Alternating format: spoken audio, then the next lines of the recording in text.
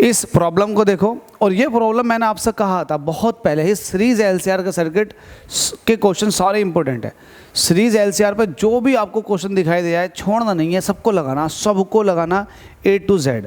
अब देखो हमसे कह रहा when are the voltage and current in series LCR circuit are in same phase, ये लिखा हुआ ना, when are the voltage and current in series LCR AC circuit in phase, मतलब सेम फेज में कहने की बात है कि सेम फेज में कब होंगे।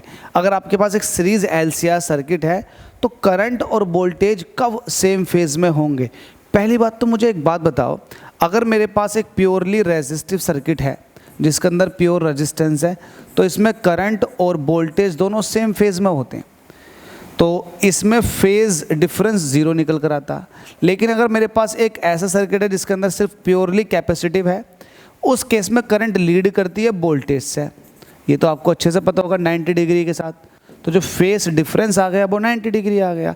तीसरा, आपके पास अगर प्योरली इंडक्टिव सर्किट है, तो प्योरली इंडक्टिव सर्किट के अंदर जो वोल्टेज से करंट क्या करती है, लैग करती है कितने डिग्री, 90 डिग्री, तो फाई यहाँ पर कितना आ जाएगा, फेज डिफरेंस 90 डिग्री आ जाएगा।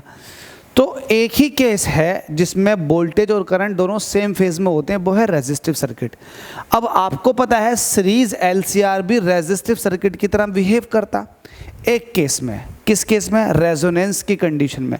जब सर्किट के अंदर रेजोनेंस हो रहा होता है तब उस केस में एक्सएल जो है वो एक्ससी के बराबर हो जाता है, और जब एक्सएल एक्ससी के बराबर हो जाता तब उस केस में अगर सर्किट का इम्पीडेंस देखोगे तो इम्पीडेंस की जो वैल्यू होती है वो होती है R square plus XL minus XC का होल स्क्वायर।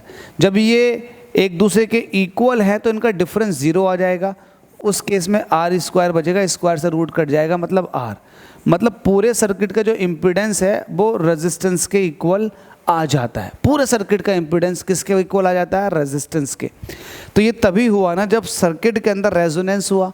तो जब सर्किट के अंदर रेजोनेंस होता है तो series LCR circuit as a purely resistive circuit की तरह बिहेव करता, और उस केस में जब प्योरली रेजिस्टिव सर्किट होता है तो करंट और वोल्टेज दोनों सेम फेज में होते हैं। इट मीन्स तब फेज डिफरेंस क्या होता है, जीरो होता है। उम्मीद करता हूँ कि ये डिटेल एक्सप्लेनेशन आपको बहुत अच्छी लगी होगी।